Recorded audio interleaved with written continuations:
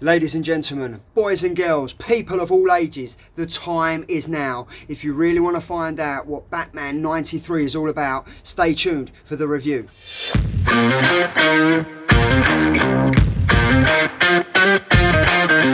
Hey guys, so welcome back. So as I just mentioned in that amazing theatrical trailer of a start to this video, it's about to go down in the Batman 93 review.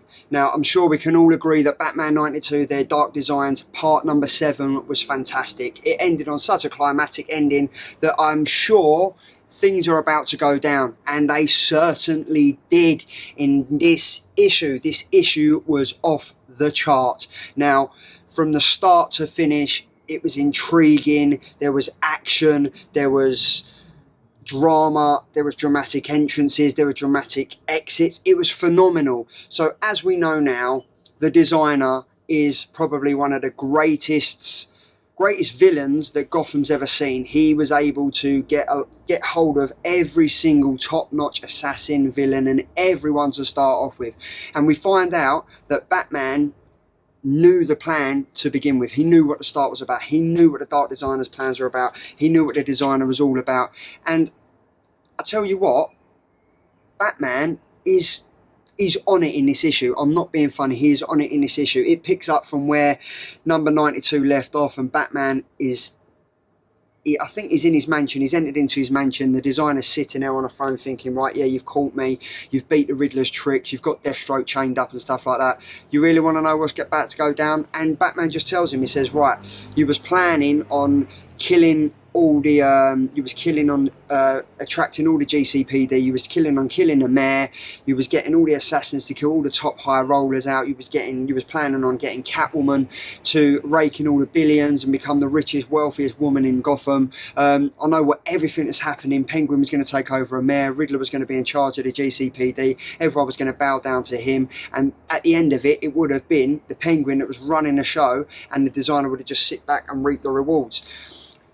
Batman's right. Obviously, he's the greatest detective we all know and love. And I tell you what, there was a part in this comic I was like, mate, who is the designer? Who is he? I've got a feeling it's him. I've got a feeling it is going to be Alfred. For some reason, I just thought Alfred, after all these years, has got some shit against Batman and he's had enough. But obviously, Alfred died. But I mean, there's been stranger things that's happened in a Batman comic. And I just thought, for 1 second in this comic, I just thought, oh my god, it's actually going to be Alfred. He's come back from the dead. He's the designer. He knows more about Batman than anyone does.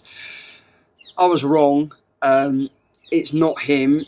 It's someone totally different. And I tell you what, it blew my mind. And I'm not being funny. There's been talk about, oh, it needs to be a new character. I really hope we find out the designer. I really hope it ain't an old character that's come back.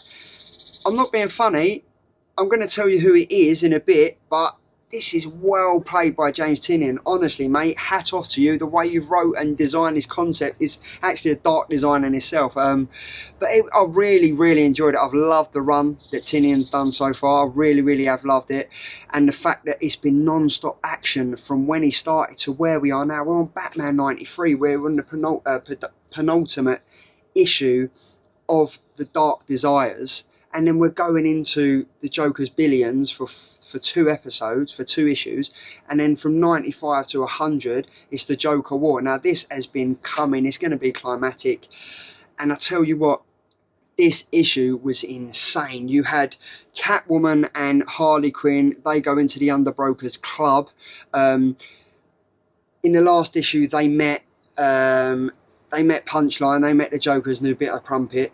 They met her and it all kicked off. Harley ends up having a scuffle with her while Catwoman goes off with the Underbroker to try and hack into the banks and everything and make herself a billionaire. Obviously trying to help Batman, or is she trying to stick to the designer's plan and double cross Batman? We do find out in this issue. But then as all this is kicking off, Batman's telling the designer all about what his plan was and that he was 1 step ahead of him, but then we find out he was 1 step behind. Oh my god, my head was about to explode. I didn't even know what page to flick to. I was just flicking through. I read it 2 or 3 times. I was just loving it. As you can probably tell, I'm so excited. I set up my own little DC thing tonight. We've got Punchline covers, we got the normal covers, we got Joker, we got Harley Quinn. It was all going off in my head. I was like, this needs to be a DC spectacular. We got Batman vs Joker, we got Joker spinning around here, DC Comics, Batman top. I was on one. I read it and I was like, right, I'm so excited. I'm so pumped for this issue. And I tell you what, It was fantastic. Harley Quinn, Punchline have an epic battle. My money was on Harley Quinn. It didn't happen that way. Obviously, you know that I absolutely love Harley Quinn, so I'm always going to bet on the fucking pink and green hair. I'm always going to bet on Harley Quinn, but Punchline, she gets the upper hand. They're fighting. All of a sudden, Harley Quinn flips around. She gets her throat cut by Punchline. Think it's over. They take her down to the sewers. They throw her down into the sewers. It all kicks off. But we find out that Punchline's vendetta against Harley Quinn is because apparently Punchline doesn't like the Joker how he's become, because he thinks Harley Quinn tried to tone him down. I mean, what Harley Quinn, like, now that she wants to kind of do good, she's working with Catwoman, she's working with Batman, she's trying to do good. Punchline is just like, she's basically a Joker groupie, and Harley Quinn says it absolutely amazing. You are just a Joker groupie. He says that you're a joke. He says that you're funny. He says that to everyone. Harley Quinn even says he says that to a nun that couldn't even talk. Like, he's the Joker. He makes jokes. But their fight scene was epic. It played out. I didn't think it was going to play out as it did. I really thought Harley Quinn would be smarter than to turn around, turn a blind eye, and ends up getting her throat slit by Punchline. Punchline seems to be a nice little silent assassin that's going to work really well with the Joker. How is it all going to pan out? Is Harley Quinn really dead? I know Punchline's henchmen picked her up and threw her out into the sewers, and you see her drowning. But is she dead? Who knows?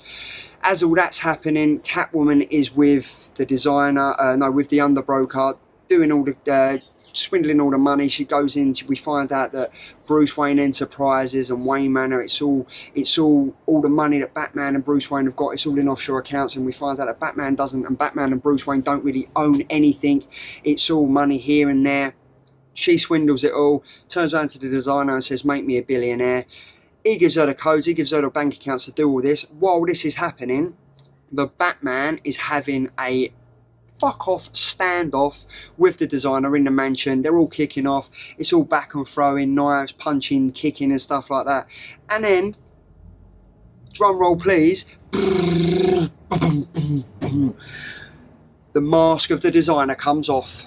Batman gives him a 1-2 bash, comes off, and we find out that it is none other than a corpse. It was a corpse, and it is being controlled by the Joker, who is loving life, sitting on a beach somewhere, watching his most epic, elaborate plan pay off. And as this all happens, Batman's like, "Joker, why are you doing this? Where are you? Where are you coming back from? What are you doing this?" And Batman and Joker's like, "This is all a ploy. This is only a tiny part of the plan, what I've got coming. This is only a tiny little snippet of what you can expect from me. I'm back, I'm badder than ever, and you ain't got a clue how to deal with me." And with that, he literally turns around, and you see the corp start laughing, his hideous Joker laugh, and the words just come out and say, "Deathstroke, clear up." Deathstroke basically comes from behind Batman, stabs him in his leg. You see Batman scream, you see him fall to the ground, and Deathstroke basically says, "This isn't going to kill you. Joker, I thought you was going to double cross me, but Batman, what I've just done to you isn't going to kill you, but if you pull the knife out, it will." And then he turns out to the Joker and says, "I'm willing to correct my reward. I'm willing to collect my payment in full. Let me know when I should collect it." And the Joker's literally just sitting back with a cocktail, loving life. The Batman looks like he's been defeated. The Joker's been found out. He's been the designer all along. Who really cares? It's the Joker. I thought that was an absolutely epic twist. Absolutely loved it. And then to top it off, while all that's happening, we flip back over to where the Underbroker and Punchline are. And Catwoman said, "Yep, I'm done. I'm a billionaire. Where's all my money?" And the Underbroker's like, "Yeah, sorry, love. They weren't the details." Boom. Punchline shoots her.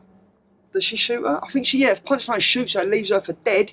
And then, as Catwoman falls down to the fire, the voices she says, the word she says actually is Batman. And then it just ends, and you see the Joker there, and oh my God. So, yes, Harley Quinn, yes, Catwoman, they are villains. They are villains. But Batman, he's been working with them. He's been trying to save Gotham, and it's all come crashing down on him. And that was Batman 93, and we lead into Batman 94. which is the first of a two-part from, I think it is the Joker's Billions. Joker's a billionaire now. All the money that was meant to be transferred to Catwoman, she put in the wrong details because she was going by what the underbroker said. She transferred it all into the Joker's account, and the Joker says to the underbroker, please mutter them words, and the underbroker says, Joker, you are a billionaire. He has played the game superbly. He has got all the top assassins on his side. He got them to kill out from the start, kill all the top players. He just played the absolute game superbly. And I'll tell you what, it was absolutely amazing. Batman 93 was off the chart. If you haven't added it to your pull list already and you haven't read the comic, don't watch this review. I'm going to put a spoiler warning on the front of it. Don't watch this review because I'm giving shit away. I couldn't contain my excitement. Absolutely amazing. But make sure you are following the Batman story from now on. If you have to read back issues from Batman 85, read back to it. It's definitely worth a read. Make sure you jump on it. As always, if you want to like my content, please do. Comment in the section below what you think of this video. What do you think Batman's going to do now? How is he going to pan out leading up to the Joker? Is he going to get the upper hand? Is it all going to fall flat on his face? How is he going to deal with it? As always, hit the like, subscribe button. It's always great to have new viewers and new subscribers. It really does help. Hit the notification bell somewhere around your screen now. And as always, if I don't see you for a week, I'll see you through the Geeky Guy window.